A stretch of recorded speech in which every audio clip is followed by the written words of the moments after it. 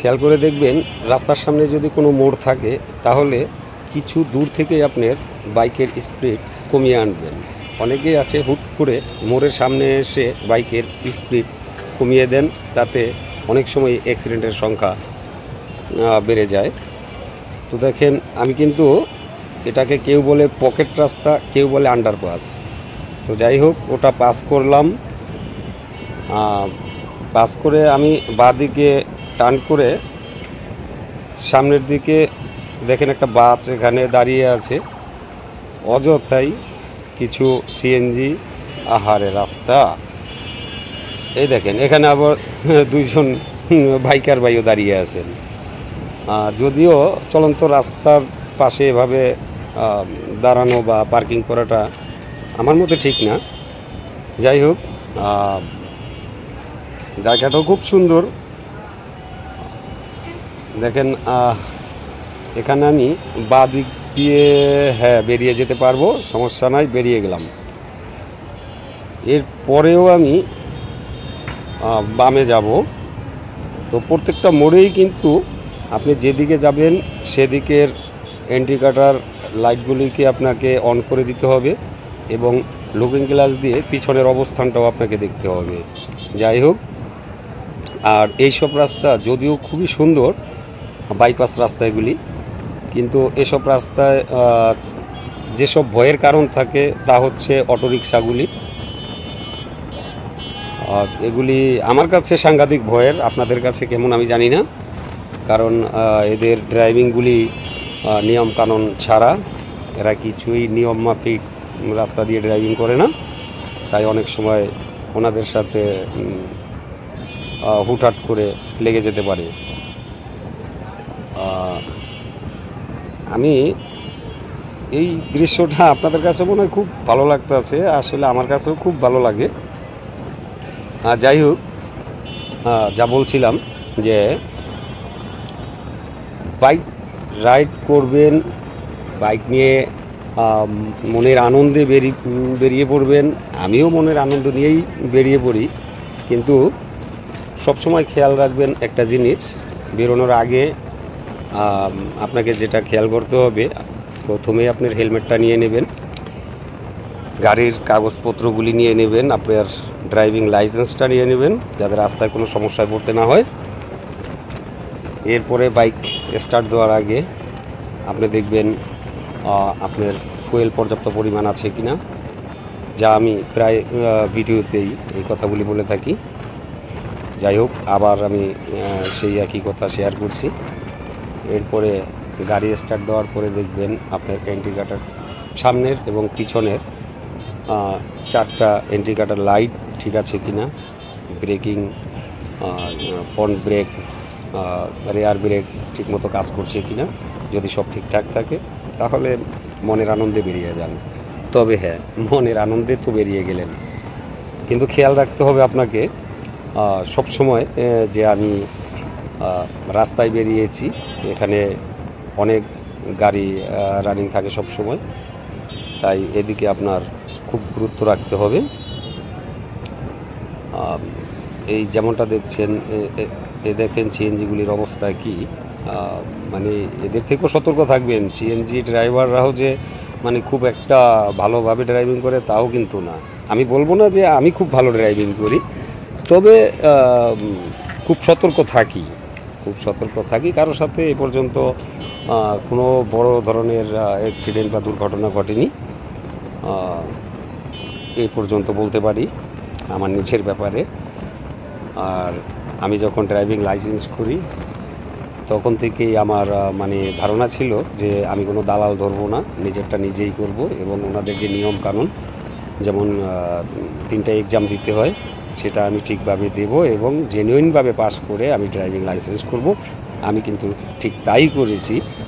আপনাদের দোয়ায় আমি নিজে 3টে এক্সাম দিছি, প্র্যাকটিক্যাল দিতে হয়, সেটাতেও আমি পাস করছি। তারপর আপনার লিখিত পরীক্ষা দিতে হয়, তাও আমি পাস করছি, এবং মৌখিক পরীক্ষা দিতে হয় যেমন ট্রাফিক সাইনগুলি নিয়ে, সেটাতেও আমি পাস করছি। তো বলতে পারেন যে এক অর্থে আমার কোনো দালাল প্রয়োজন হয় নাই। লার্নার যখন করি তখন আমি নিজের কম্পিউটারে নিজেই আমি অনলাইনে ঢুকে অ্যাকাউন্ট খুলে আমি নিজের লার্নারও নিজেই করেছি। তাই সরকারি যে চার্জটা আছে, যে ফিটা আছে, ওটাই আমি দিয়ে আমার ড্রাইভিং লাইসেন্স বের করছি। এবং আমি স্মার্ট কার্ডও কিন্তু বেশি একটা সময় লাগেনি। আমি স্মার্ট কার্ড পেয়েছিলাম 6 মাস পরে। অনেক মানুষ বলে যে বহুদিন সময় লাগে, 2-3 বছর, কিন্তু আমার লাগেনি ভাই। আমি 6 মাস পরেই আমি স্মার্ট কার্ডটি পেয়ে গেছিলাম। এবং আমার গাড়ির স্মার্ট কার্ডটিও ঠিক আমি না, গাড়িরটা পেয়েছিলাম 1 বছর পরে। গাড়ির স্মার্ট কার্ড আমি 1 বছর পরে পেয়েছিলাম। তো যাই হোক, খুব ভালোভাবে সব কিছু সম্পন্ন করেছি। আর এ পর্যন্ত আমি কোনো অ্যাক্সিডেন্টের সম্মুখীন হইনি, তবে টুকিটাকি হয়েছি। সেটা হলো আপনার এই অটোর সাথে। আর সেজন্যই বললাম এদের থেকে সতর্ক থাকবেন। এরা ডানে যেতে হলে আপনি পিছনে খেয়াল করে না কিছু, যে কোনো গাড়ি আসতেছে কি না। এদের নিজের মনে নিজের ধান্দায় নিজে চলে ভাই, তাই সতর্ক থাকবেন এদের থেকে। হাইওয়ে যখন আমি বাইক রাইড করি তখন একটা জিনিস খেয়াল করে দেখেছি, যে হাতে গোনা কিছু কিছু ড্রাইভার আছে, বাস ড্রাইভার যেগুলি বা ট্রাক ড্রাইভার বলেন, মানে তারা, মানে আমার কাছে এমন মনে হলো যে ইচ্ছাকৃতই তারা মানে ওই ভয় দেখাতে চায় এভাবে ছোট গাড়িগুলোকে। কিন্তু ওই মুহূর্তে ওনারা হয়তো মজার ছলে ভয় দেখাতে চায়, কিন্তু তাতে কিন্তু বড় ধরনের অ্যাক্সিডেন্ট হওয়ার সম্ভাবনা থাকে। আসলে এটা একদমই ওনাদের উচিত না। আর কিছু কিছু বাস এবং ট্রাক ড্রাইভার আছে, ওনারা এত সুন্দর ড্রাইভ করে, যেমন আপনাকে দেখতেছে যে আপনি বিপদের সম্মুখীন হতে পারেন এমনভাবে রাইড করতেছেন, কিন্তু ওনার ড্রাইভিংয়ের কারণে আপনি বিপদমুক্ত হয়ে যাবেন। তাদেরকে আমি স্যালুট জানাই, আমার হাজার সালাম থাকলো তাদের প্রতি। খুব সুন্দর ড্রাইভিং করে তারা। তো সবাই এক না ভাই, তাই খেয়াল রাখতে হবে যে আপনি হয়তো ভালোই ড্রাইভিং করতেছেন, কিন্তু রাস্তায় যে গাড়িগুলি আছে হয়তো তারাও অনেকে তাদের ভুলের কারণে আপনাকে অ্যাক্সিডেন্টের শিকার হতে পারে। এই কারণে আপনি নিজে খেয়াল করবেন।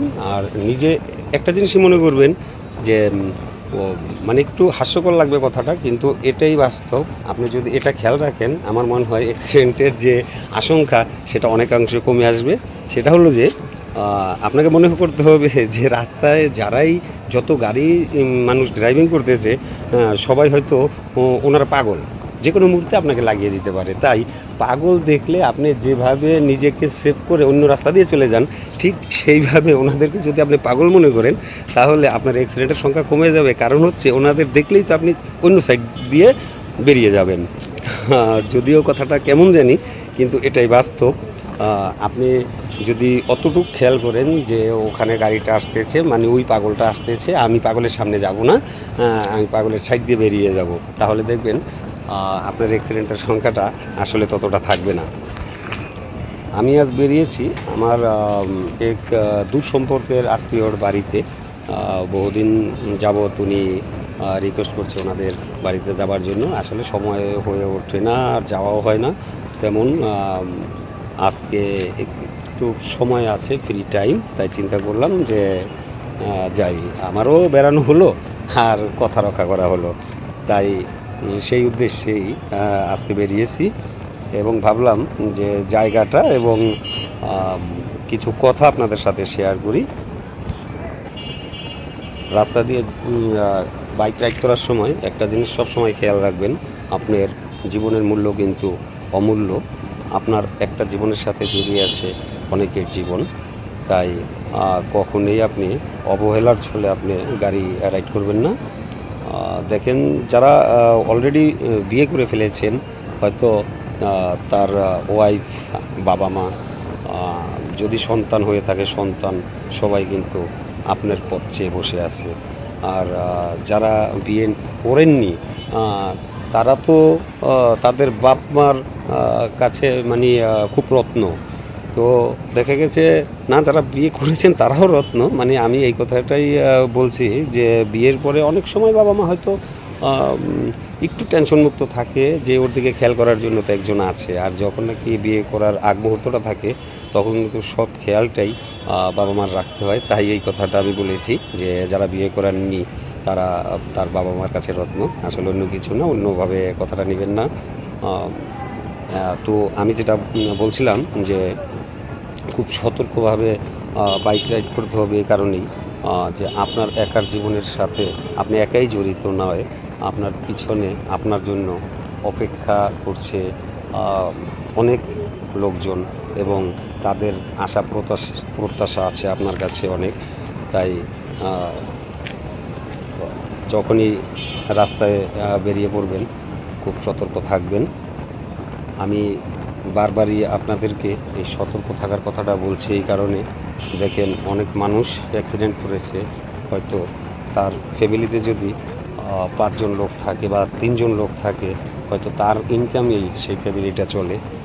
যখন তার খোদা না করুক কোনো অ্যাক্সিডেন্টে দুর্ঘটনায় কিছু একটা হয়ে যায়, তাহলে তার যে ফ্যামিলিটা, তার যে লোকজন ছিল, তাদের কী অবস্থা হতে পারে।